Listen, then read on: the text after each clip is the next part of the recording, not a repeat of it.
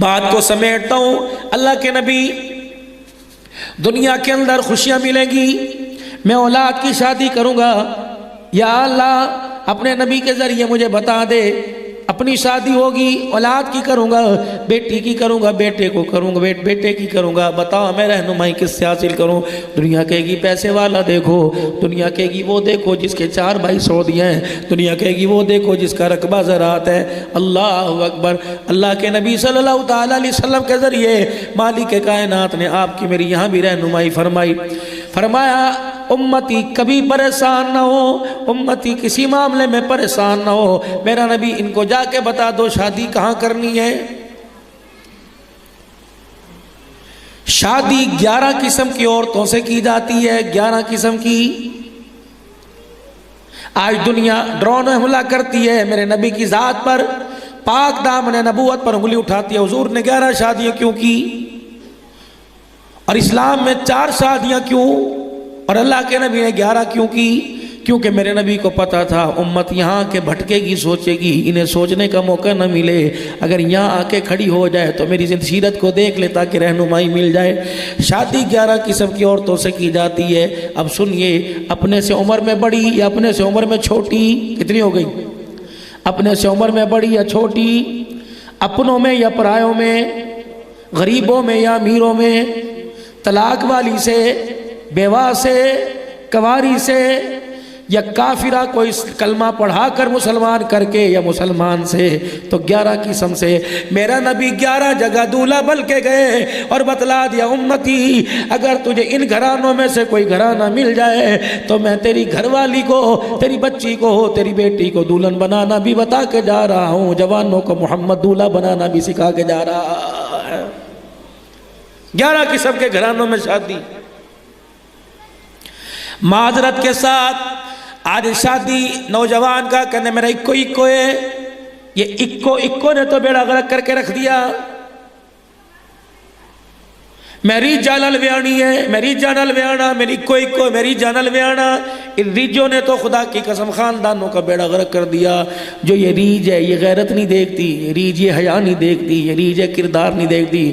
سونا ہونا چاہیے، اعتبار ہونا چاہیے، گاڑی بھی ہونی چاہیے، بنگلہ بھی پاس ہونا چاہیے۔ اور وہاں کیا دیکھا جاتا ہے؟ اللہ اکبر، لڑکی ہو امیر ہو، جہیز بھی ان کا پاس ہو، اور سانو لوڑ کوئی نہیں تو شیشہ دیدی تاریخ رکھو، ارے سانو 2 سال دا ٹائم دے، اسی 2 کمرے ہور پا لئیے۔ اس کا مطلب ہے جہیز چاہیے نہیں لیکن 2 قبروں کا مجھے چاہیے۔ اللہ اکبر، اللہ اکبر۔ میرے عزیزو، اس لعنت نے لاہور کے اندر میں آج سے 2 سال پہلے پاک عرب ٹاؤن کے اندر گجو متے کے ساتھ پاک عرب ٹاؤن میں ایک مکان کا افتتاح کرنے گیا، پھتا کاٹنے کے لیے گیا۔ جب گاڑی زوم کر کے پاک عرب میں داخل ہوئی تو سامنے ایک ٹھیلے پہ کپڑا ڈھکا ہوا تھا۔ کہنے لگے مولانا اس کو جانتے ہو؟ میں نے کہا نہیں۔ کہا آپ کو اشارہ اس لیے کیا کہ آپ کو اس کی کارگزاری سنائے۔ جب مجھے گھر لے گئے میں نے کہا ہاں بھئی نوید کیا بات ہے؟ کہا مولانا یہ بہت بڑا مل آنر تھا، اس کی مل تھی۔ آہستہ آہستہ اللہ اکبر پلٹا کھایا، پتہ نہیں کون سی غلطی میں پکڑ آیا، پتہ نہیں اللہ کی طرف سے کون سا امتحان آیا۔ ایک وقت ایسا آیا یہ سائیکل کے قابل نہ رہا، یہاں ٹھیلا لگانے پر مجبور ہو گیا۔ بھلے وقتوں کے اندر بچی کی نسبت کر رکھی تھی فلانے گھر کے اندر، اب اس حالت کے اندر گیا۔ یہ حالت تو نہیں تھی جس حالت میں منگنی کر کے آیا تھا، یہ حالت تو نہیں تھی، اس حالت میں گیا اور جا کے کہنے لگا ہاں جی دن رکھنے بتاؤ کب دودھ برات لے کے آؤ گے؟ انہوں نے کہا برات بعد میں لے کے آئیں گے، یہ 2 صفوں کا کاغذ لے جا، ان پر پورا اترے گا تو برات لے کے آ جائیں گے۔ گھر جا کے پڑھا، 2 صفوں کے اوپر جہیز کی ساری ڈیمانڈ لکھی ہوئی تھی۔ اگلے دن آیا، بیسمنٹ کے اندر چلا گیا، پنکھے کے ساتھ پھندا لٹکایا اور اپنے آپ کو پھانسی دے کر اپنی حرام موت اپنے آپ کو ہلاک کر کے مر گیا۔ جب اسے پنکھے سے نیچے اتارا تو نیچے ان 2 پرچوں کے ساتھ ایک پرچہ لکھا ہوا تھا اور اس پہ لکھا تھا بیٹی اپنے باپ کو معاف کر دینا۔ اللہ اکبر، مجھے کیا پتا تھا تیری ڈولی اٹھانے کے لیے اللہ اکبر مجھے حرام موت مرنا پڑے گا۔ اے میری بچی، ادھر تو ڈولی میں بیٹھنے کے لیے تیار ہے، ادھر جہیز کی لسٹ میرے پاس آ گئی، تیرا باپ ان میں سے کچھ بھی تجھے نہیں دے سکتا، اس لیے شرمندگی سے تیرا سامنا نہیں کر سکتا۔ اے میری بچی، ہمیشہ ہمیشہ کے لیے تیرا باپ آنکھیں بند کر کے تیرے سے دور ہو کے جا رہا ہے۔ یہ ایک گھر کے اندر نہیں، ہمارے گاؤں دیہاتوں کے اندر رواج ہے، مسجدوں کے اندر اعلان ہوتا ہے، اور مسلمانوں اور ساری برادری والوں فلانے دے کر آ کے فلانی دا جہیز دیکھ لو، تو نے دیا اس نے لیا، دکھا کیوں رہا ہے؟ ساری تو چودرانیاں نہیں آئیں گی، ساری تو نمبردانیاں نہیں آئیں گی، ساری تو جٹنیاں نہیں آئیں گی، ساری تو بٹنیاں نہیں آئیں گی، پتہ نہیں ان کے اندر کوئی غریب بھی آئے گی، ایسی بھی آئے گی جس کا باپ بچپن ہی مر گیا، ایسی بھی آئے گی جو کل تیرے گھر سے زکوٰۃ لے کے گئی، ایسی بھی آئے گی جو تیرے گھر سے آٹے کا کولا لے کے گئی، تیری بچی کے چمکتے فرنیچر پر اس کی نظر پڑ گئی اور اس کی آنکھ بھر آئی، اس کا دل تڑپا، اسے مرا ہوا باپ یاد آ گیا۔ اگر خدا کا قہر ضمیر پر آ جائے تو اللہ تیری امیر بیٹی کو بھی یہ جہیز استعمال کرنے کا موقع نہیں دے گا۔ بلکہ ہم نے تو کلمہ اس نبی صلی اللہ علیہ وسلم کا پڑھا، آپ نے فرمایا خدا تجھے 4 پیسے دے، اپنا مکان بنانے میں خیال کریو، خبردار تیرے دائیں طرف تیرے بائیں طرف یعنی آس پاس سے کوئی غریب رہتے ہو، اپنے مکان کی دیواریں اتنی اونچی نہ بنانا کہ غریب کی قدرتی ہوا رک جائے، گرمی کے موسم میں وہ اپنے تہمت پلو سے یوں کر کے پکا جل لے، اس کے چھوٹے چھوٹے بچے کے ابا ہوا کیوں نہیں آندی کہ پتر جدی دیوار کھڑی ہوا رک گئی۔ اللہ فرماتے ہیں اگر تو غریب کی ہوا روکے گا تو یہ نہ ہو خبر کے اندر جنت کی ہوا تیری روک دی جائے۔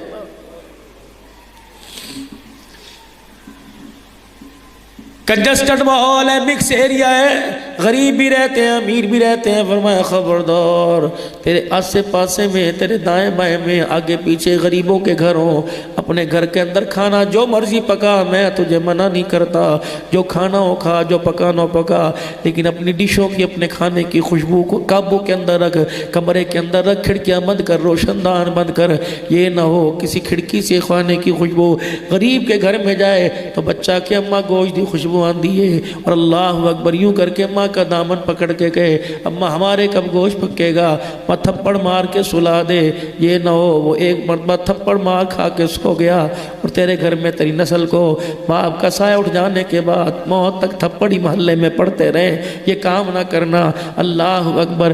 میرے عزیزو ایک اللہ والے تھے، بہت بڑے اللہ والے، کوفے سے حج کرنے کے لیے میرے عزیزو اپنے گھر سے حج کرنے کے لیے نکلے، کوفے کی جامع مسجد کے پاس آئے، ظہر کی نماز کا وقت تھا، ابن ربیعہ ظہر کی نماز کا وقت تھا، لوگ سواریاں باندھ کے حج کے قافلے والے مسجد کے اندر جانے لگے، انہوں نے دائیں طرف دیکھا، ایک عورت نقاب پوش تھی، مردہ جانور کچرے کے ڈھیر پہ پڑا تھا، اللہ اکبر، چھری اس نے اپنے تھیلے میں سے نکالی، 2-3 بوٹیاں اس کی کاٹی، تھیلے میں چلی گئی، آپ نے اس کی طرف دیکھا، تھیلے میں ڈال کے جا رہی ہے، پردے سے تو مسلمان معلوم ہوتی ہے، لیکن جو کام یہ کر رہی ہے تو کافر بھی نہیں کرتے، تجسس ہوا، اس کے پیچھے پیچھے چلے گئے، اس کے مکان تک پہنچے، ٹوٹا دروازہ تھا، مکان میں داخل ہوئی تو چھوٹے چھوٹے بچیاں خوشی میں اچھلنے لگے اور کہنے لگے اماں روٹی لے کے آ گئی، کہاں ابھی تیار کر کے دوں گی، پانی کا دیگڑا چڑھایا اور جب پانی گرم ہوا تو تھیلے میں سے وہ گوشت نکال کر اس میں ڈالنے لگی، اللہ اکبر۔ ربیعہ فرماتے میں نے یوں کر کے دروازہ بجا دیا، جب میں نے دروازہ بجایا تو اس کو ہول اٹھ گئے، کہنے لگی کون ہے یہاں؟ مرد کوئی نہیں رہتا، کیسی وجہ سے تیرے دروازے پہ آیا؟ اگر مرد کوئی نہیں رہتا تو حرام کھائے گی۔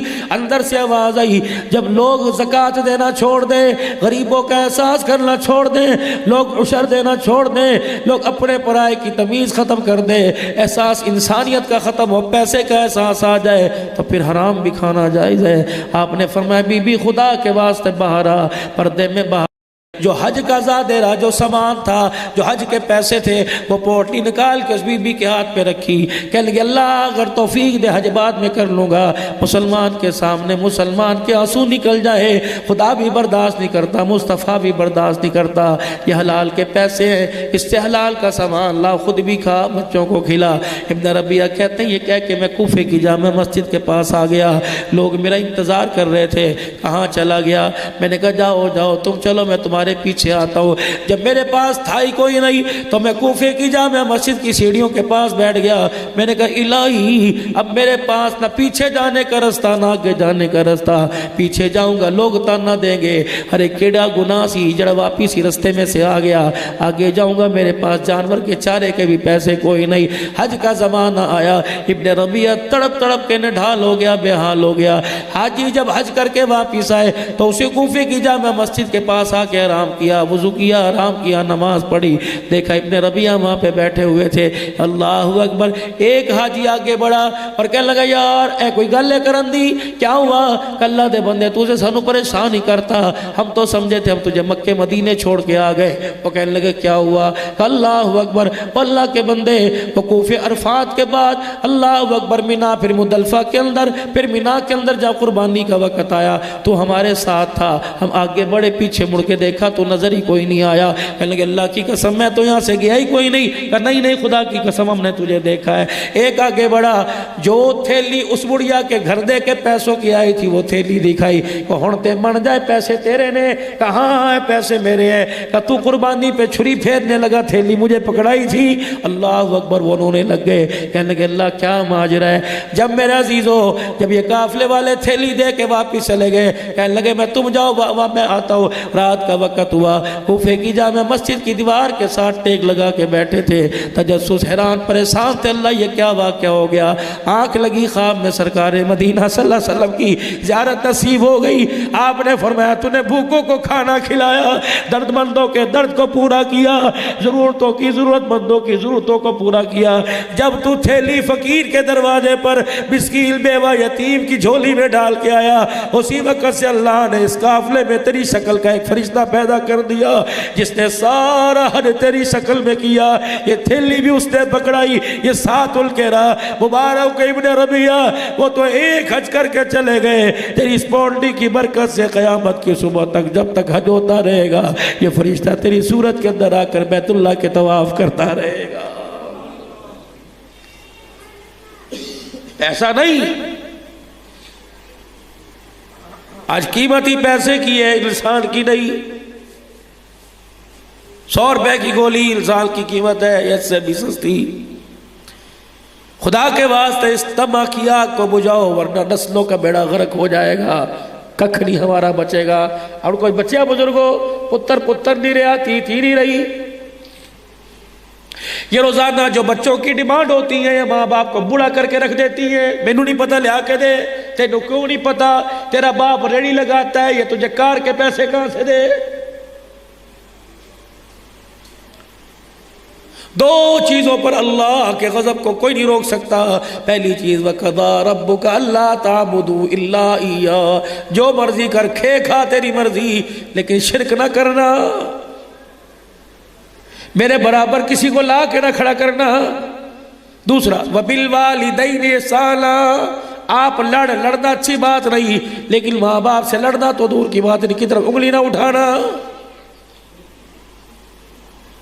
نماز میری، قیام میرا، رکوع میرا، سجدہ میرا، التحیات میری، اور میرا بندہ ذرا غیرت کا ہی، ماں باپ کا تو قدر نہیں کرتا، تیرے رب کو ماں باپ کا اتنا قدر ہے۔ اللہ کہتا ہے جب تک ربنا اغفر لی ولوالدی وللمؤمنین، جب تک نماز میں ماں باپ کے لیے دعا نہیں کرے گا میں اللہ تجھے نماز ختم کرنے کی اجازت نہیں دوں گا۔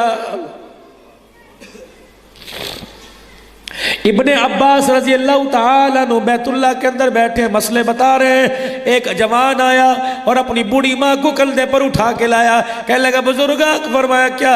فرمایا پورا حج میں نے چنڈی پر بٹھا کے کرایا، میں نے اس کا پیر زمین پہ نہیں ٹکنے دیا۔ آپ نے فرمایا میرے پاس کیا لینے آیا؟ کہ میں آپ سے پوچھنا چاہتا ہوں کیا میں نے اپنی امی کا حق ادا کر دیا؟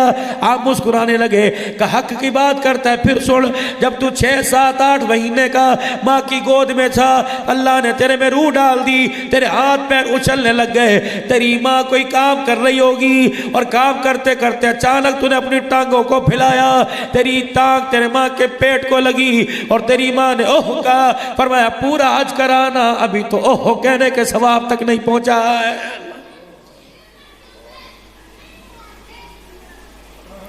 سید محمد دنیا سے چلے گئے، اللہ اکبر، ماں تھی وہ چلی گئی۔ اور میرے پیارو اللہ کی قسم، اللہ بھلا کرے احسان قادر کا، اللہ بھلا کرے آصف کا، عابد کا، انہوں نے اپنے تائے چاچوں کے ساتھ جیسی کیسی اپنی زندگی گزاری، بڑا اندر گوڑا ان سے میرا 4 5 سال سے رشتہ ہے، یہ مجھے پیر بھی مانتے، اپنا باپ میں بیٹا سمجھ کر، اللہ کی قسم میرے پاس ٹائم نہیں تھا، لیکن یہ بچے ہر جلسے میں نکاح آپ ہی کریں گے، آپ ہی نے، پتہ نہیں میں کہاں سے وقت نکال کر کس کو آگے پیچھے کر کے خدمت میں آپ کی پہنچا۔ خدا کی کی قسم یہ ان کا احسان ہے کہ انہوں نے اپنے گھر کی خوشیوں میں مجھے اس قابل سمجھا۔ میں آج اس نکاح کے پرمسرت موقع پر تمام نوجوانوں سے اپنی پسند ٹھیک ہے کرو، لیکن اپنی پسند کو ماں باپ کی جھولی کے اندر ڈال دو کہ اماں جی میں نے اس کردہ رشتہ پسند ہے، تواڈے کول ہو سکتا ہے کر دو، اگر نہیں تو اسے انا کا مسئلہ مت سمجھو۔ اللہ اکبر۔ یہ جو کھجور کے تنے، یہ جو فروٹ کے درخت ہیں، یہ بوڑھے ہو گئے، پھل دیتے دیتے اتنے سے تھے، ماں کی گود میں تھے، اس وقت سے پھل دے رہے ہیں، محنت کر رہے ہیں، مزدوری کر رہے ہیں، اب یہ درخت سوکے ہیں میرے عزیزو، اب ان پر خزاں آنے والی ہے۔ اب پتہ یوں کھڑے ہیں، مڑ نہیں رہے، یوں کھڑے ہیں، سیدھے کھڑے ہیں، ایک جھٹکا مرجھا دے گا، ایک جھٹکا انہیں گرا دے گا، ایک جھٹکا انہیں کھڑے ہونے میں طاقت دے گا۔ وہ کیا ہے؟ شادی والا رشتہ۔ شادی اپنے ماں باپ کی جھولی میں ڈال دو۔ اماں جی زندگی کے سارے فیصلے میں کروں گا، ابا جی زندگی کے سارے فیصلے میں کروں گا، لیکن شادی والا فیصلہ تو اللہ کی قسم کو جی ہو، کالی ہو، بہنگی ہو، ٹیڑھی ہو، ماں باپ اپنی اولاد کے لیے برا نہیں سوچتے، اچھا سوچتے ہیں۔ ابو جی ٹھیک ہے میں ڈاکٹر ہوں، میں انجینئر ہوں، لیکن شادی آپ کی مرضی سے کروں گا، تیری مرضی تائیوں کی طرف بیاہ دے، تیری مرضی ماسیوں کی طرف بیاہ دے۔ کون؟ یہ میں اپنے پاس سے نہیں کہہ رہا، میرے نبی کی عمر 40 سال، میرے نبی کی عمر 25 سال 2 ماہ 25 دن کی ہوئی، سیدہ خدیجہ کی عمر 40 دن کی۔ آپ کا غلام میسرہ حضور کے دروازے پر آ کے بیٹھ گئے، عرض کرنے لگے یا رسول اللہ خدیجہ کا پیغام آیا۔